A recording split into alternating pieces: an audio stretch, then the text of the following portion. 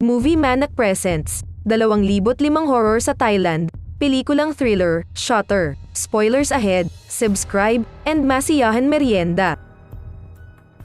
Sa panimulang eksena ng pelikula, ipinakita sa amin ang ilang mga kaibigan sa isang pagdiriwang na napakasaya. Ang isa sa mga batang lalaki ay pinangalanang Ton. Siya ay isang litratista. Ang kanyang kaibigan na nagngangalang Jane ay kasama rin niya na isa ring mag-aaral ng fotografiya. Nariyan din ang mga kaibigan niya sa kolehiyo na pinag-uusapan ang kanyang kasal at oras ng kolehiyo. Sa paglaon, nakikita namin ang Ton at Jane sa isang kotse. Lasing sila at si Jane ang nagmamaneho ng kotse. Pagkatapos ay biglang habang nagmamaneho ng kotse, Jane ay hindi nakakita ng isang batang babae at hinampas siya. Ang babaeng iyon ay nasugatan at nahuhulog sa kalsada. Si Jane ay papalabas ng kotse upang tulungan siya. Ngunit si Ton ay takot at pinigilan niya ang paglabas. Naisip kong mailigtas siya mula sa malaking gulo. Iniwan nila doon ang babaeng nasugatan at umalis na. Labis silang nag-alala dahil sa aksidenteng ito. Kakatuwa, walang nawawala o ulat ng aksidente sa anumang ospital o istasyon ng pulisya. Nakuha ng Ton ang ilang mga larawan sa isang pagpapaandar. Kapag nakikita niya ang mga larawang iyon, nakikita niya ang isang kakatuwang puting anino at mukha ng isang lalaki dito. Upang kumpirmahin ito, sinusunod niya ang parehong negatibo at orihinal na mga larawan. Sinusuri din ng isang nakatatandang litratista ang mga larawan at sinuri ang bagay. Nakikita niya ang parehong puting anino at ang mukha sa mga negatibong hitsura din. Ginagawa nitong nagalit si Ton at Jane. Dahil hindi ito normal, nararamdaman ni Jane ang pagkakaroon ng isang tao nang siya ay nag-iisa sa bahay. Nakita ni Jane ang isang batang babae sa isang photo development studio. Lumalabas siya ng labahan ng dahan-dahan. Nakikita ito, natakot ng masama si Jane. Ngunit natauhan siya sa lalong madaling panahon. Maliban dito, nakikita rin ni Ton ang isang batang babae na nakaharap sa Jane. Hindi siya totoong Jane, ngunit multo ng isang tao. Kapag nakita ni Jane ang mga larawang iyon, naiintindihan niya na ang multo ng batang babae na napatay noong gabing iyon sa aksidente. Kakaibang, si Ton ay nakakaramdam ng sakit sa kanyang leeg pagkatapos ng aksidenteng iyon. Ngunit hindi niya alam kung bakit nangyayari sa kanya ito. Pagkatapos ay pumunta si Ton sa isang doktor para sa isang pagsusuri at sinusukat din ang kanyang timbang. Nakakagulat, ang timbang ni Ton ay doble ng kanyang orihinal na timbang. Nag-iwan silang dalawa na gulat. Isinasaalang-alang ang mga sobrang likas na bagay. Si Jane ay pumupunta sa isang tindahan na nagbebenta ng mga magazine na multo. Pagpunta doon, nalaman nila na ang karamihan sa mga larawan sa magazine ay peke. Ang mga customer ay malamang nasabik na basahin ang mga magazine na tulad nito. Doon, ipinakita sa kanila ng may-ari ng magazine ang isang album. Sinabi niya na ang mga larawan na naroroon sa album na ito ay totoo lahat. Sinusubukan niyang patunayan na mayroon ang mga supernatural na bagay. Sinabi niya na ang mga kaluluwang ito ay dumating sa larawan para sa isang kadahilanan at kinukuha ito magpakailanman. Ang mga pagbabago sa mga larawang iyon ay kapareho ng mga larawan ni Jane. Sinabi pa niya sa isa pang dahilan kung bakit totoo ang mga larawang ito. Ang mga larawang ito ay nakunan mula sa isang espesyal na uri ng camera. Ito ay isang camera na ang mga imahe ay hindi mai-edit. Kinabukasan, tumawag ang kaibigan ni Ton sa kanyang bahay. Takot siya, humihingi siya ng mga litrato ni Ton at ng batang babae. Naririnig siya, kinakabahan si Ton. Nagtataka siya kung paano niya nalaman ang lahat. Si Jane ay maingat na tumitingin sa mga larawang ito. Pumunta siya sa isang kolehiyo kung saan nagpunta si Ton. Pagkatapos ay pumunta siya sa isang lab at nakakuha ng larawan mula sa parehong camera. Pagkatapos ay nakikita niya ang kaluluwa ng isang batang babae na namatay sa aksidente sa gabing iyon. Natatakot siya, nararamdaman niya ang pagkakaroon ng isang tao doon. Tatakbo na sana siya nang bumagsak ang isang larawan. Kapag siya ay pumunta at suriin ito ay larawan ng isang batang babae. Upang malaman ang higit pa tungkol sa taong iyon, sinusuri niya ang mga larawan sa pangkat ng kolehiyo. Nang suriin, nakakita siya ng larawan kung saan nakatayo si Ton kasama ang batang babae. Itinatago ni Jane ang larawang ito sa kanya. Ipinapakita ni Jane ang larawang ito kay Ton at nagtanong tungkol dito. Narito, sinabi sa kanya ng Ton, lahat. Sinabi ni Ton, ang pangalan ng batang babae ay Natra na kapwa niya klase. Pareho silang nagsimulang magkagusto sa bawat isa sa pamamagitan ng pananatili sa bawat isa.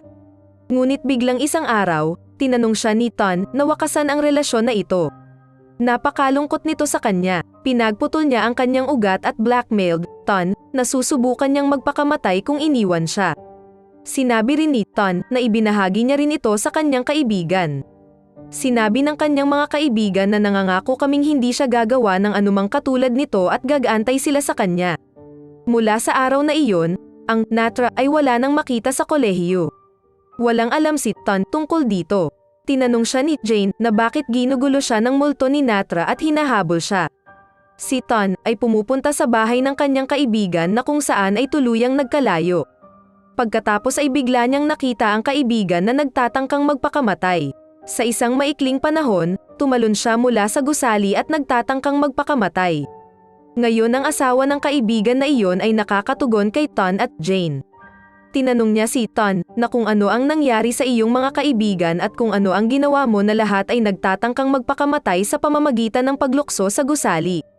Malinaw ang kahulugan. Sinabi niya na ang lahat ng kaibigan ng Ton ay lumulukso sa gusali. Natakot si Ton sa pamamagitan ng pagdinig nito. Napilitan siyang isipin na baka siya ang susunod. Ton at Jane pumunta sa bahay ni Natra at doon nila nakilala ang kanyang ina. Natagpuan nila ang balangkas ni Natra sa kanyang kama. Nangangahulugan ito na ang ina ni Natra ay hindi pa nagagawa ang kanyang libing. Ngunit bakit hindi niya ito nagawa? Nang tanungin sinabi niya na nararamdaman pa rin niya iyon kung nasa bahay siya. Sinabi sa kanya ng ina ni Natra na ang kanyang anak na babae ay nagtangkang magpakamatay sa pamamagitan ng pagtalon sa gusali. Ang paraan ng pagtatangka sa pagpapakamatay ay pareho sa pagitan ng kaibigan ni Ton at Natra dito. Ang bagay na ito ay konektado kahit papaano. Sinabi sa kanila ng kanyang ina na hindi niya ginawa ang kanyang libing dahil ayaw niyang paalisan ang kanyang anak. Dahil nagtangka siyang magpakamatay, kapwa nila pinapag-unawa ang ina ni Natra. Matapos ang maraming pagpupumilit, sumasang-ayon siya at sa wakas, ginanap ang kanyang libing. Iniisip ni Jane na ang lahat ay magiging normal ngayon. Kapag natutulog sina Ton at Jane, nararamdaman ni Ton na may kakaiba at nagising siya. Nakita niya ang multo ni Natra sa tabi ng kanyang kama at natakot. Lumabas siya ng silid upang bumaba ng hagdan. Ngunit naramdaman na parang tumatakbo siya at darating muli sa parehong lugar sa parehong palapag. Natagpuan niya si Jane na nakatayo doon. Ipinakita niya ang kanyang mga manipulasyong ugat at tinanong kung bakit niya ito nagawa sa kanya sa kabila ng labis na pagmamahal na ito. Pagkatapos ay biglang, Jane nagbago sa Natra. Pagkatapos ay sinusubukan ni Ton na lumabas sa bintana upang mai-save ang kanyang buhay. Ngunit ang multo ni Natra ay dumating din doon. Sinusubukan niyang matakot si Ton. Si Ton ay nakakatakot na siya ay mahulog. Kinaumagahan, nagising si Ton sa isang ospital. Bumalik sila sa kanilang lungsod. Bumubuo ang Jane ng ilang mga larawan sa pamamagitan ng pagpunta sa nakatatandang litratista. Pinagmasdan niya ang mga larawan sa pamamagitan ng pagsunod sa mga ito sa isang pagkakasunod-sunod. Sa pagtingin, nakita niya na ang multo ni Natra ay unti-unting pumupunta sa Book FR. Ang Jane ay nakakakuha ng ilang mga negatibo ng mga larawang iyon sa gilid na iyon. Kapag binuo niya ang larawan, isang malaking lihim ang isiniwalat.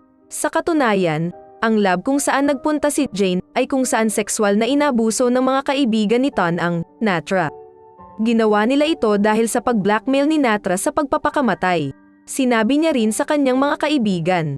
Kaya, para sa paghihiganti, ginawa nila ito. Nang nangyari ito sa Natra, naroroon din si Ton. Nasasaksihan niya ito ngunit hindi niya ito tinutulungan. Sa halip ay nag-click siya sa kanyang mga larawan upang mai-save ang kanyang buhay at upang makaganti sa kanya. Ang mga negatibo na nahanap na ay sa mga larawang ito.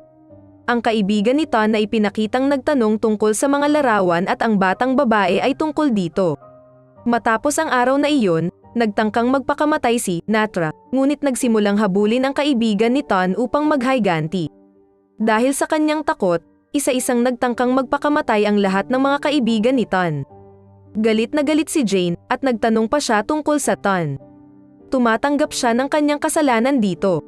Sinabi niyang mali ang ginawa niya. Sinabi niya na hindi pa rin niya pinatawad ang sarili para sa pagkakamaling ito.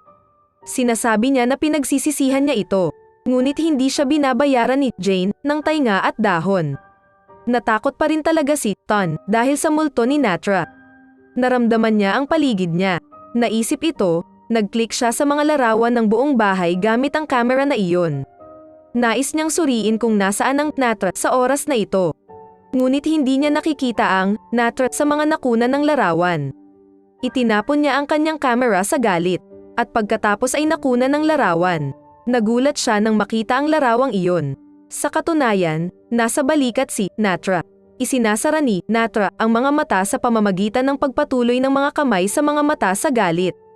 Nang wala siyang makita, naglalakad siya ng sapalaran at bumagsak sa gusali. Pagkatapos ay nakikita namin ang Ton sa isang ospital. Napakasugat niya at maraming benda. Nabigla talaga siya. Si Jane ay pupunta doon upang salubungin siya. Nagsimula siyang umiyak matapos makita ang kanyang kalagayan. Pumasok siya sa loob upang salubungin siya. Nakita namin muli ang refleksyon ni Natra sa pintuan ng salamin. Nakaupo pa rin siya sa balikat ni Ton. Nagtatapos ang pelikulang ito sa eksenang ito. Kung nais mong manood ng higit pang mga nakakatakot na pelikula, pagkatapos mag-click dito, o maaari mo ring panoorin ang aking paboritong masindak na pelikula.